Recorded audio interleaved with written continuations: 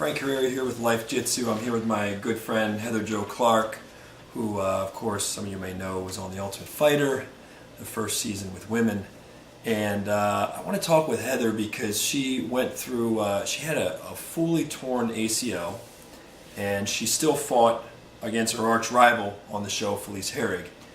And what's amazing about that is that she still has a fully torn ACL, but she has elected to forego surgery, to postpone surgery, and to fight this month, December. So Heather, tell me about when you tore your ACL on the show, what symptoms you noticed, and why you decided to fight Felice anyway. Well, I mean, I'm on the show already, right? So it was like, I kind of had nothing to lose, I guess. I tore it, well, the first incident was I rolled over onto the concrete and got cut on my eye, so it took me out a good 5 days of contact. How many did you get any stitches? I had 3 underneath and then 7 on top. And then, so of course I had to wait a little bit, and then first day back sparring with still stitches in my head.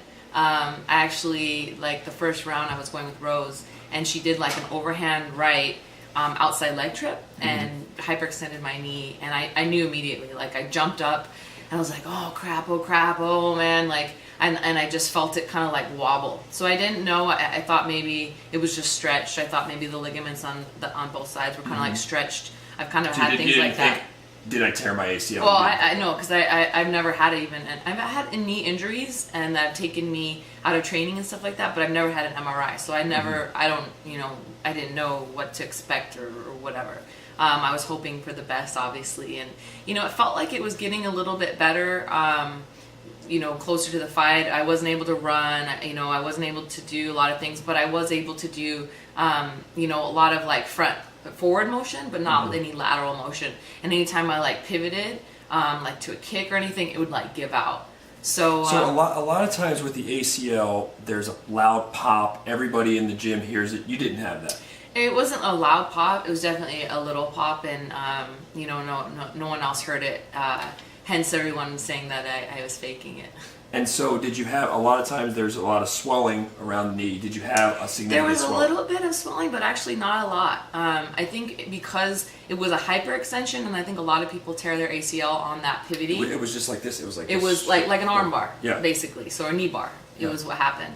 And I think because of that, it was clean tear right down the middle. I think there wasn't a lot of swelling, but there definitely was internal swelling, and that was why I didn't have a lot of stability. Because the difference is now, which is months later, after working the stability muscles around it, I have a ton more stability. Even though the injury hasn't gotten better, obviously the ACL never repairs itself. But being that that the inflammation is gone, I definitely have. I mean, I like to tell people, when I was on the show and I fought a week after that happened, I had maybe a level 1 stability out of a 10, whereas now I'm at like a 7. So it's a tremendous difference. So how long after tearing the ACL they diagnosed it? Did they diagnose it same day? No, so I decided that I wasn't going to actually go get an MRI till after the fight. So you went into the fight not knowing yeah, the extent of it. Right. And of course, some people on the show, some of your peers, accused you of faking the injury. Everyone. Right. Yeah. So you had an interesting thing happen to you the day of the fight. You wanted to sort of brace it up, tell us what you were trying to do, and then the commission had some objections to that. Well, so I didn't really find out what happened until like weeks after my fight, but I had asked beforehand if I could tape it, and I remember cornering Roxy in the UFC about a year ago today, that Bert saying you can tape your knee as long as you have a neoprene sleeve over it, and that's in the state of Nevada. So I knew that it was allowed. So I actually taped it. Stitch watched me, the commission watched me, everyone checked it, made sure it was okay, and then I just put a neoprene sleeve over it like I was supposed to. Then, like, literally 10 minutes before the fight, Gil comes in, and he's like, Heather, I don't know why, but they said you have to take the tape off. And I wasn't gonna, like, question it or even, like, let it get to me. I just thought, you know what, I'm gonna beat this girl no matter what. Like, nothing's gonna stop me. I can't put my mind, into this. I just gotta just go through it. So I took the tape off, and then weeks later, I was at one of the fights, and I started talking to Herb Dean, who I've known actually for a couple years. He reffed one of my fights a couple years ago, And he was like, yeah, you're allowed to tape it. I don't know. So he took me to the head commissioner. The head commissioner said, yeah, you're allowed to tape it. I don't know what happened. We went and talked to the guy who was actually another commissioner who was there that day, or my fight. And he said, we were told that you were wearing a neoprene sleeve as well as an ace bandage. Who use ace bandages anymore? First of all, like I've never even seen an ace bandage. So they didn't really come look at it. They didn't. They just got word that you had taped it. So someone described it to them, and then they said, "Oh, I can't do that." Right, which is crazy because they actually all saw me tape it and they all checked it. Did you feel like when you fought Felice, if you had been able to have the more stability in that tape, that you could have maybe performed and fought better? I definitely think so. Yeah.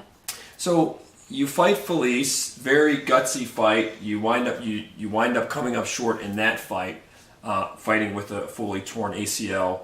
When do you get the diagnosis? And then there's got to be a lot of mental game you play with yourself after you get the diagnosis, thinking about your career, thinking about the chance, obviously, to fight on a UFC card, a live card, not just on the show, but a live card with live fans, that whole dream you have. So a lot of things have to flash before you, a lot of fears have to set in. You get the diagnosis, and then why did you elect not to have surgery right then and there? Well, okay, so I got the MRI results, and then I thought about it, and I said, hey, I talked to the producers. I was like, talked to Sean Shelby. I said, hey, I'm really debating on getting the surgery because, if I get an opportunity to fight in the finale, I think I might want to take that opportunity. He told me, I think you should get the surgery. So I kind of was going back and forth for a while, and I was pretty much decided that I was going to get the surgery. I got a chance to call my dad the day after I found out. And your dad's a doctor. My dad's a doctor, an emergency room doctor, and so he got on top of it right away. And I remember talking to my dad and, telling him, hey, I don't know if I'm going to get the surgery, but I want you to really, check up on all the options, where I can get it done. Let's get it so that in case, I do want to go for the surgery, it'll all be set up and I can do it right away and then get recovered. So he did. He went and he got it all like ready for me and stuff. And then the last day of the show, again, I was like back and forth. And then I realized that we were going to be going on a media tour through New York and LA. And I was like, well, I'm not going to get the surgery and then be on crutches and, have all this stuff during the media tour. Like, I want to enjoy myself and have that experience. And so I pushed it back. And then while I was on the media tour, we were out in Connecticut. Sean Shelby came and said, hey, everyone's going to be on the finale. Are you going to fight? And I said, yes, I'm going to fight. And I just made my decision right then and there. And I said, I'll let you know for sure, but I'm pretty sure if you're giving me this opportunity, I'm going to take it. It's just something that I believed, like, I needed to finish, like, this journey, this adventure, this, thing that was such a big part of my life. It's like a historical, thing, all women's, first Ultimate Fighter. It was like, I couldn't imagine not being able to fulfill that last kind of, hoorah or whatever. So I told myself I was going to do that. And then, my knee started to feel a little bit more stable. Like right away after I found out it was torn, I started doing rehab. I started doing every day on the show. I started doing a lot of leg workouts and stuff like that, trying to, make this stable. Who is the person, or where did you get the information? Something happened where you became, in the beginning when you say, hey, I want to fight, you're just trying to find a way. Something happened along the way, though, where you started to feel comfortable with the idea of, hey, I could actually still fight pretty well with this. I can rehab it. Well, it definitely Who did you hook up with, or that convinced you on a mental level, on a physical level? Listen, we can significantly improve you for this. Robert Follis. And you'll be ready to go. Robert Follis, definitely my coach. I gave him a call and I said, Rob, I'm really thinking about this and I want to take this fight. And he said, let's do it. He told me that there are going to be definitely things that, we're going to have to slowly get into and make, the right choices and train smart. But there comes a time where like I had to push through it. And, if we got down the road and training camp and I wasn't able to do the things, we would have to call it. But he definitely was like, I believe in you, and I know that you can do it, and I know mentally that you have the capacity to push through it. So, let's do it. And I don't know, Frank, like I had to do it. It was just something within me. And now, like, I can't tell you, training, I'm training at 100%. I'm wrestling. I'm striking. I'm a little cautious of my. You've had to compromise a little bit. A little bit. I've had one out of this whole 8-week camp. I've had one time where it kind of slipped out, and that was during a leg kick. So I'm a little cautious of doing my kicks and turning on that. You actually threw the kick. I threw the kick, yeah, and it totally went out. And again, I had to work that flexibility back of getting my heel to my butt and stuff like that. But there was another part of me that was like, it's going to affect me. I know that when I go in there, it doesn't matter. I'm going in there with every ounce of me. And, I don't know, I guess nothing's going to stop me. When I put my mind to it, my whole life, if I put my mind to something, I'm going to do it. And I'm, I know that it could affect me. I know it could give out. I know something could happen, but it doesn't matter. I'm going to fight till the very last second. You got to put me out before you get me to stop. So now you train now at Extreme Couture, Randy Couture's gym here in Las Vegas. You've also trained in the past at Greg Jackson's gym with, among others, current UFC light heavyweight champion Jon Jones. You and Jon Jones are friends. And you mentioned that you ran into Jon recently, and of course Jon is a mental guru too, a very confident guy. And he had, you were pretty pumped after meeting and talking with him. What sorts of things did you talk about with Jon Jones, and what advice did he give you? He just told me to believe in myself and to know that I've already won the fight. Just have that strength, know that I have it, the confidence, and just to believe in myself, and that I'm a great striker, that I'm great at whatever I put my mind to, and that he's known me from before I even had a fight, and he's seen the progression, and he said to me, Heather, you inspire me, and to hear that from a champ of that level was inspiring to me. Mm-hmm. He said, he's seen what I've been through with, the haters and the people even at Jackson Winklejohn's that, try to bring me down, and the people that around my life have tried to bring me down. And I've only used that as fuel to make myself better as a person and as a fighter. And I guess that inspired him as well, getting through that adversity. And I think, again, another adversity of fighting with a torn ACL. So you were, when I don't know, for those people who might not be familiar with the Ultimate Fighter reality TV series show, they are sort of sequestered for 6 weeks. They're not allowed outside phone calls, emails, etc. So some people who've been on the show in the past have equated it with jail, whatever. I mean, people, it's the kind of thing that can play tricks on your mind, being thrown in a room with so many strangers and so much drama. You have a dog who's asleep right now, right in front of me. Benny, who is a very vivacious. What breed is Benny? He's a Shepherd and Lab. He's a Shepherd Lab, very friendly dog. You are, as close with him maybe as you are with your dad. You were away from Benny for 6 weeks, and I guess your mom had him up in California. I think it was California. Actually, he was here. He was here at a friend's house. So he was here at a friend's house. What's it like to be, away from your dog for 6 weeks? I was just talking to a friend about that yesterday. Actually, it was actually really hard. He's just a very comforting part of my life. He's just so sweet and cuddly and loving that, and he brings a lot of happiness to me. As you've seen. It's no matter how I feel, he can always bring a smile to my face. Mm-hmm. Just that goofiness in him. So it was definitely hard, and there would be times I just look at his picture and kind of get a little teary-eyed and stuff like that. But I knew he was safe, and I knew he was going to be okay, and I'd see him. And it's funny, when I did see him, he just cried for 5 minutes straight. I think he thought I was dead or something. So it was great to be reunited. Oh. So one of the things that I talk about with some of my other fight fan friends is it does seem that in general, women fights are more interesting than men. There's a lot more action. Women don't back up. They don't retreat. They really get after it. It does seem, after a couple years of watching women fight, that they just come, there's a higher percentage of them to come to fight, and the fights in general tend to be more interesting. I've heard various theories. What, as a fighter yourself, what's your theory? Do you yourself see such a trend? Is that trend true?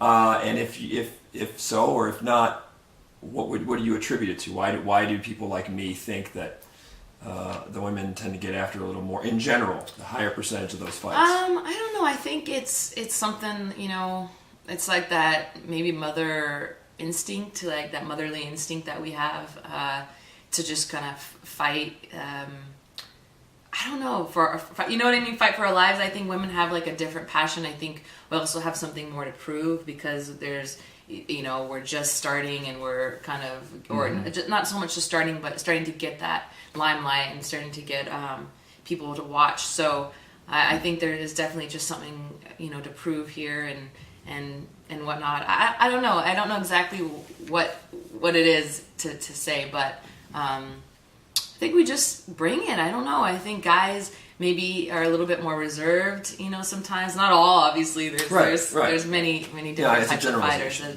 But I think women just tend to just go out there and just go for it. I don't think we think about it too much. And again, I think it just comes back to that maybe maternal instinct that we have. One of the things that's been fascinating for me is to watch fighters in training and watch them in a live fight, live competition. And there is a difference. Some fighters they call them gym heroes, they're phenomenal in practice, and then they're not quite the same fighter on fight night. They're losing the mental part. Then some people, Clay Guida is the most obvious example, just not particularly impressive in training, but in a fight, a whole different ball game. Where are you on that spectrum, and how have you tried to build your own mental game? Well, I continually try to build my mental game through various ways. I mean, I do visualization a ton. Robert Follis is probably, I think, one of the best mentalists in the game of MMA. He's just such a brilliant mind. He is the Tony Robbins of MMA. Mm-hmm. And he just every day, builds me internally and mentally so much. My dad obviously is a huge part of my whole life. Has been, instilling that will to win, that vet mentality of you never give up, you never, give in. Like you push yourself to the very end, and it's all about going the distance. It's all about performing and not about winning or losing, but just giving it your all and if you give it all, your all in practice and in training, and then that's where the fight's won. It's not necessarily won in the cage fight night, but it's won in those hours of grueling training and putting my mind and body and spirit through the mental breaking points of like where you just want to stop and everything, your body hurts and you just feel like you can't go anymore, and all of a sudden boom, you switch onto that second wind, and you didn't think that you had it. And I've experienced it a lot at Jackson Winklejohn's when we did sand dune runs with the team, and Greg Jackson would say, you quit now, you're gonna quit in a fight. And I've had those moments of in the cage, I'm going for a rear naked and my arms are tired and I'm like ready to quit, and I hear his voice in my head, and I just sink it in a little bit tighter and the girl goes out. I've had those moments. So it's those moments that you build upon that make you stronger and stronger every day. I think if you never hit that breaking point, then you don't know, that you can push past it. But there's always going to be more breaking points. There's always going to be levels that you get past. But in terms of like the gym hero and stuff like that, I think I'm pretty consistent. I definitely have my moments of, for instance, last week I had a sparring session and I didn't particularly feel like I did very good. I was, pushing myself too much to do one thing and kind of forgetting that I was good at this or that. And, I don't want to give away too much, but, I was definitely kind of had like goggles on. And then the week before I had an amazing session. I was doing, sparring session, and I was doing really great. So I don't necessarily have consistency in every session. I mean, we're going to have our good days and our bad days. And of course, you got to have both in order to really feel the highs and the lows. But I think I'm consistent. I think when I go out there and I fight.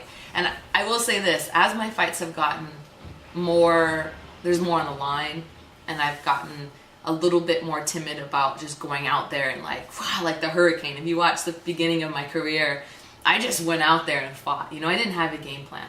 My coaches said, you're better than her standing, you're better than her on the ground, just go out there and fight. And there's definitely something to be said about that. You know, now it's a little bit more on the line, there's the UFC contract, there's things like that. So I'm trying to get myself mentally back to where I used to be. Believing that I know when things come up, I'm just going to go. I'm not thinking about it. I'm going to react. No thinking. You know, that's what every coach has ever told me. No thinking, Heather. Just react. You have the tools. You know, just keep moving, keep pushing, and be that aggressive person, you know, that I am. Final thing, you are a college graduate. You are, among other things, not just a martial artist, a mixed martial artist, but also a professional photographer. Yep. So you excel in multiple arts. You were a hockey player in college. As far as photography, you do good work. She does good work. Thank you. What are sort of the do's and don'ts for the amateur photographers out there who might be looking? What are a couple of tips you might give them to help with their pick, since a picture is worth 1,000 words? You know, photography is there's really two main things that make a good photo. Lighting is key, and you know, that's in any type of photography. So if it's landscape, portrait, you know, whatever it is, I think lighting is the number one. And then if you are going to be shooting people, it's just really finding that essence of who they are and being able to work with that. And I think because I have a bachelor's in theater, and I've learned to direct, and I've learned to be about character building, and I've learned about body language and all that stuff, it's really helped me to bring that out in people and let them to, you know, feel comfortable. And you know, so like the boudoir photography, which is, boudoir stands for bedroom in French, but it's, you know, kind of an intimate setting where women are wearing lingerie or lack of, very sexy photos. And you've taken a lot of those pictures. Yes, yeah, and that's actually one of my favorite types of photography that I found that I really just enjoy, because the vulnerability. These women come in and they're like scared to death. Like, you know, some of them, there's been 25-year-old virgins that have walked in the door. And, you know, and I've had them naked in like 20 minutes. But it's like, because, you know, they feel comfortable. I get them to understand that, you know, they're all beautiful, all shapes, sizes, whatever, all walks of life. You know, we've had cops, lawyers, regular, you know, secretaries, whatever. But we all have beauty within us. And I feel like I'm really able to pull that beauty out and find a way to accentuate it. And then once I show them the pictures, you see them light up. You see them kind of transform into this, like, wow, you know, that's me. And man, it's rewarding. You know, I think it brings a type of confidence back into them, or maybe something they've never even had before. Maybe some passion in their relationships, or passion to go out there and feel comfortable about themselves to get into a relationship. Mm-hmm. So I really feel like it's a really rewarding type of photography. Heather Jo, it's been a pleasure, as it always is. Thank you, Frank. And I wish you the best of luck in your upcoming fight. Thank you. You sound ready. It's very inspiring. Thank you. Thank you.